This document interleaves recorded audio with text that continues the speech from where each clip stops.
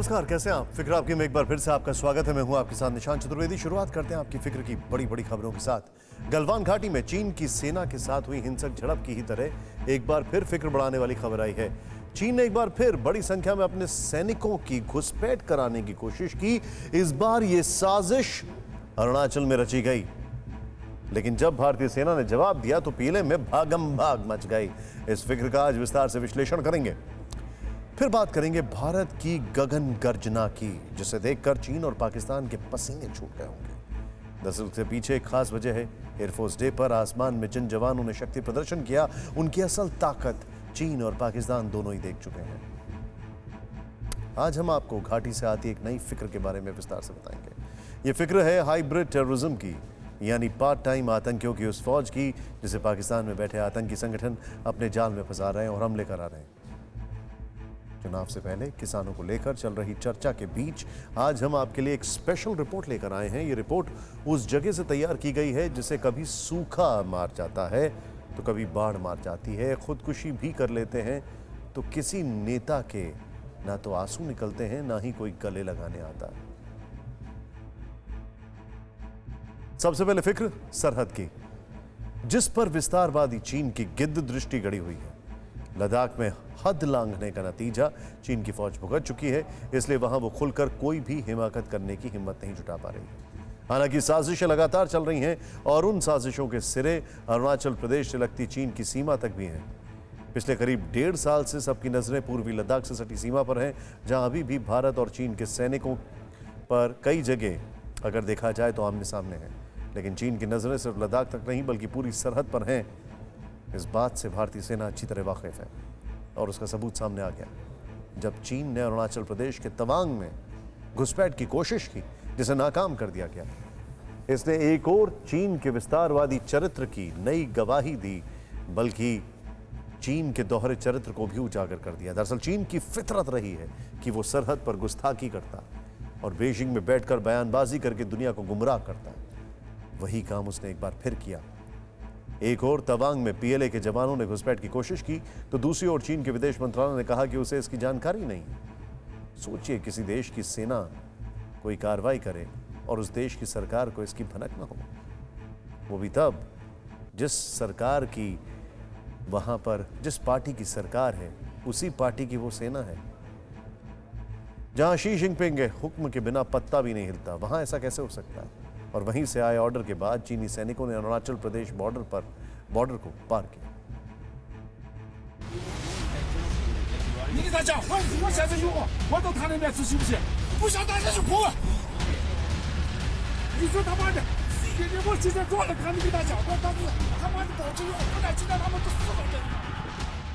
सरहद पर चीनी सैनिकों ने फिर लांघी हद।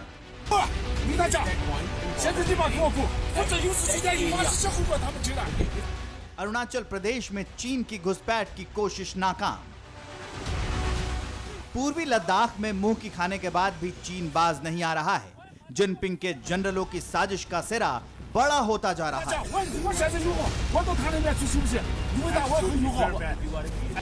हिंदुस्तान की जमीन पर नजरें जमाए बैठा विस्तारवादी चीन नए ठिकाने तलाश रहा है। लिहाजा पीएलए का फोकस एक बार फिर नॉर्थ ईस्ट से लगने वाली सीमा पर शिफ्ट हो रहा है और इस साजिश का ताजा सबूत अरुणाचल प्रदेश से सामने आया।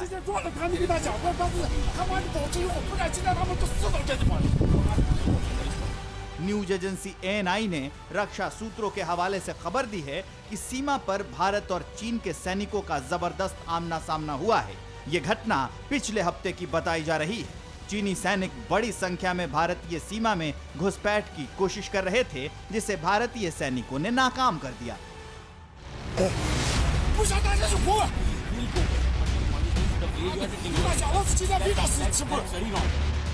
घटना तवांग के बूमला दर्रे में हुई, जहां भारी संख्या में पीएलए के जवान देखे गए, लेकिन भारत के मुस्तैद जवानों ने उन्हें उल्टे पैर लौटने पर मजबूर कर दिया। बताया जा रहा है कि दोनों देशों के सैनिक तब आमने सामने आ गए जब वो पेट्रोलिंग कर रहे थे, जिसके बाद कुछ घंटे तक तनाव बना रहा। हालांकि विवाद को मौजूदा प्रोटोकॉल के तहत बातचीत से सुलझा लिया गया। दरअसल भारत और चीन की सीमाएं परसेप्शन लाइन पर टिकी हुई हैं। यही वजह है डोकलम विवाद के बाद दोनों देशों ने माना था कि अगर कभी भी दोनों देशों के पेट्रोल एक दूसरे के सामने आएंगे या फिर कन्फ्रंटेशन होगा तो लोकल कमांडर्स उसको बैठकर आपसी सहमति से सुलझा लेंगे।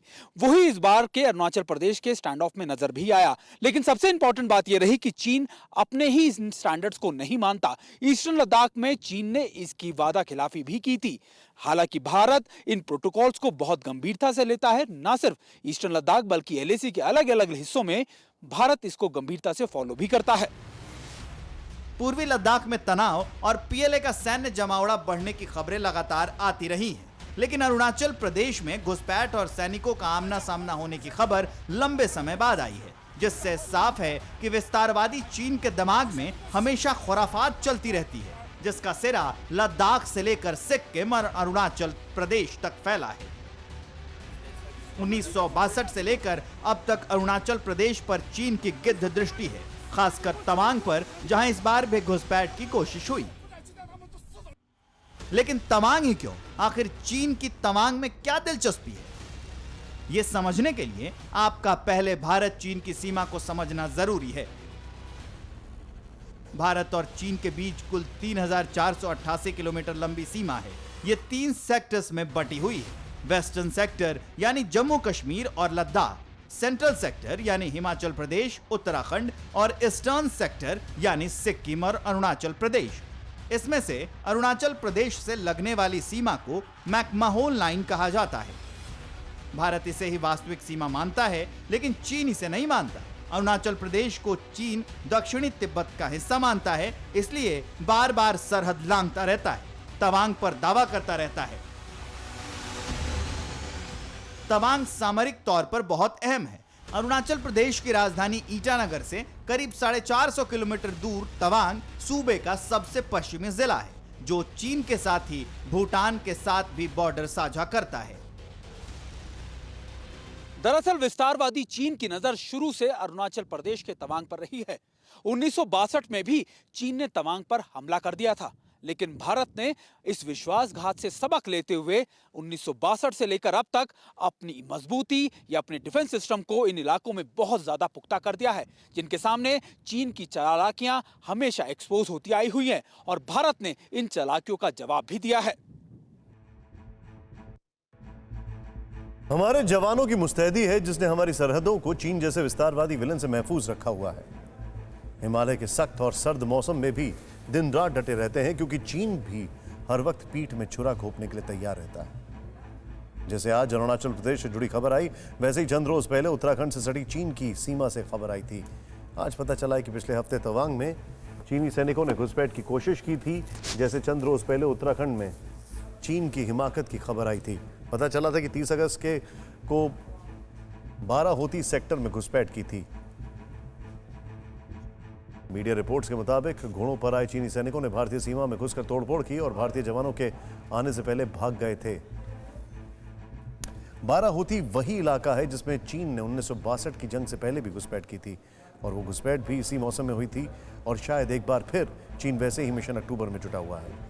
दरअसल 59 साल पहले 1962 में भी अक्टूबर के महीने में ही चीन ने लद्दाख से लेकर अरुणाचल प्रदेश तक चालबाजी दिखाई थी, विश्वासघात किया था और युद्ध छेड़ दिया था। पिछले साल अक्टूबर से ऐन पहले चीन ने एलएसी पर गोला बारूद का जखीरा बढ़ा लिया था। उसकी प्लानिंग तो हमने की थी, लेकिन पूर्वी लद्दाख में माउंटेन वॉरफेयर के महारथी भारतीय सैनिकों ने चीन की हर चाल को चित कर दिया था।